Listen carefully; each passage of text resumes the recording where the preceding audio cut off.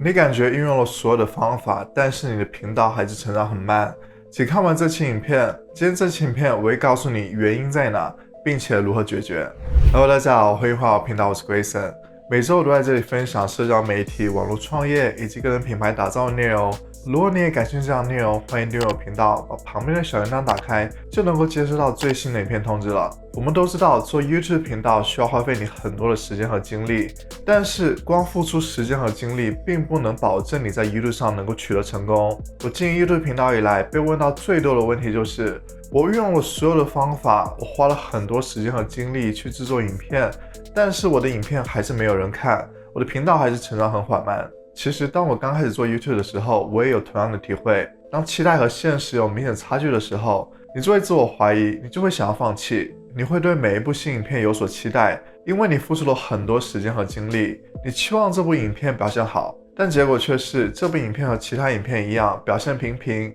没有很多观众观看，所以你就会问自己，这样做下去的目的在哪？这样做下去的意义在哪？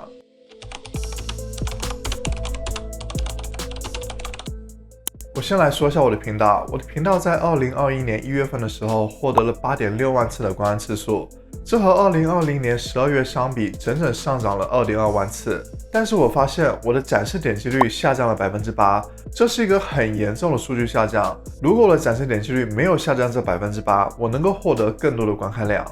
所以我就不断的思考，我应该如何提高我的缩图，让我的缩图做得更吸引人，这样观众就能够点击我的影片观看。所以在整个2月份，我频道的展示点击率为5.3%，整整上涨了10%。同时，我也加强了影片的优化，花了更多的时间去做话题的调研，去做关键词的调研。所以在2月份的时候，观众通过 YouTube 搜索结果观看我影片的比例增加了67%，并且 YouTube 平台以外的流量增加了1.02%。如果你想具体知道我是如何做话题调研、关键词调研的，可以去参考一下我的这部影片。这部影片我会手把手的教你如何做好关键词调研。我之所以展示出这些数据，就是为了想告诉你，你并没有运用所有的方法去帮助你的频道成长。即使是那些几百万、几千万订阅的大频道，他们的每一部影片也不是表现超级好的，他们也是在不断的研究他们的后台数据，研究出现了哪些错误，然后根据这些进行不断的调整，不断的提高。所以我希望你改变你现在的固有观念，认为你运用了所有的方法去帮助你的频道成长，认为是 YouTube 算法不喜欢你的影片内容，才导致你的影片观看量平平。我希望你在频道表现不好的时候，坐下来，打开 YouTube 后台，去看你的后台数据，去看自己频道这个月获得的观看量、获得订阅数、影片的展示点击率、影片的续看率，这些重要的数据都能够给你很多提示，你能够从中分析出很多的原因，然后你再根据这些原因不断的提高，不断的做出调整。YouTube 对每一个人都是公平的，他给你的数据都在 YouTube 的后台工作室里。YouTube 算法没有情感，它只是程序员编出的代码而已，所以它不会喜欢某一类话题，也不会不喜欢某一类话题，它不会因为喜欢某类话题就给更多的推荐量，它对每一部影片都是一样的，因为它的衡量标准就是那些，这部影片的展示点击率如何，续看率如何，互动率如何，因为它的职责就是呈现给观众他们最想要看的影片，从而让观众待在这个平台上越久越好。所以如果你能够提高一些数据，你的影片表现就会不一样。我希望你们在底下留言告诉我，你们多久看一次后台数据？我知道有很多人才刚开始 YouTube 频道不久，所以我也总结了3个最影响你频道成长的原因，希望大家都能够从中审视自己的频道，看自己是否也犯了这样的错误。频道成长慢的第一个原因就是你的影片话题不是观众感兴趣的。影片话题观众不感兴趣，就意味着这部影片没有流量。很多时候我们都会认为这部影片是观众想要的，观众喜欢看的，但是这些都是根据我们的假设，并没有实际的依据。我们并不了解观众到底喜欢什么样的话题，我们没有去深入研究观众是否感兴趣这样的内容，所以就会有很大可能观众对这部影片不感兴趣，所以也就很少人观看这部影片。我在刚开始制作影片的时候也有犯同样的错误，总是想到什么话题就做什么话题，并没有去做话题的调研，并没有去看看这个话题是否有需求，所以结果可想而知，并没有很多人喜欢看这样的影片。我们要知道 YouTube 平台的本质是什么，它是一个搜索引擎，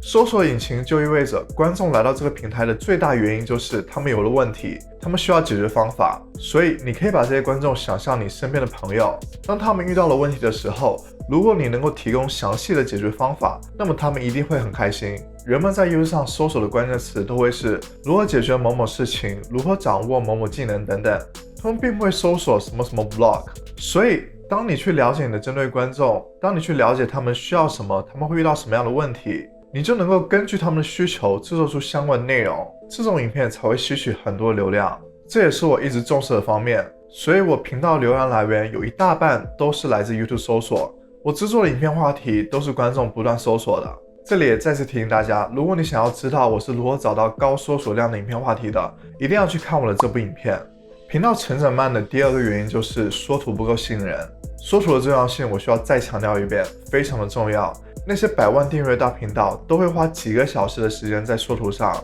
就是为了吸引观众的眼球，让他们能够点击观看影片。你可以想象一个场景，你面试一家公司，你有非常强的能力，但是你没有注重对外表的管理，那么你对面试官的第一印象就已经不好了，他们就更没有兴趣去了解你的内在。缩图也是一样，你可能有世界上最好的影片内容，但是你的缩图很随便，观众没有想点击观看的欲望，所以即使你的内容再好，也不会被人发现。YouTube 算法推荐一部影片的重要标准就是影片的展示点击率，这和缩图息息相关。好的缩图和差的缩图对影片的表现影响是非常明显的，有可能会决定一部影片的命运。有很多观众会让我去看他们的频道，通常我点进去发现的第一个问题就是缩图不够吸引人。我想这是很多频道都面临的问题。缩图首先是要定制的，而不是 YouTube 自动帮你截取的。然后就是画质要清晰，要干净，不能给我太多的元素，太多的颜色。然后你要附上适当的文字，才能让观众看清你要表达什么。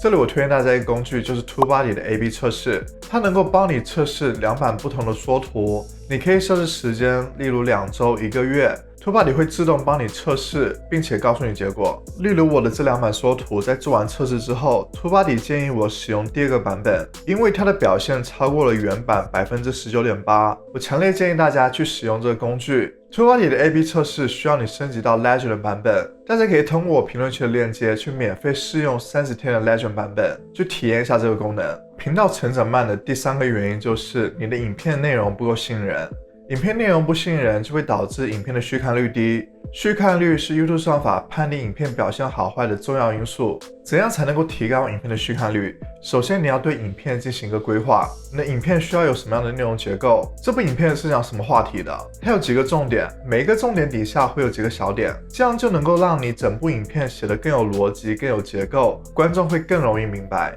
在影片开头的时候，你就要直接抓住观众的注意力，告诉观众他们能够从这部影片里面得到什么。你不能够做2分钟的影片开头，是没有人会坚持听你2分钟的介绍的，并且你要删除一些没有用的信息，保持整部影片的节奏连贯。有很多人在做影片的时候都习惯把影片尽量拉长，很大的原因就是时长越长的影片就能够放入越多的广告。可能一部影片只需要5分钟就能够讲完，但是可以把它硬生生拉到10分钟。其实这么做会严重影响你影片的续看率，会影响影片的表现。当观众发现听到了很多无用的信息之后，他们就会失去耐心，关掉影片。当一部影片的续看率很低的时候， YouTube 算法也不会给很多推荐量。所以如果你认为一部影片5分钟就能够讲完，你就制作5分钟的影片。如果你认为需要20分钟讲完，你就制作20分钟的影片。这里也推荐大家去看我的这部影片，这部影片会告诉你如何提高你影片的续看率。这些技巧你能够在看完这期影片之后，就能够立马运用到你的影片里面。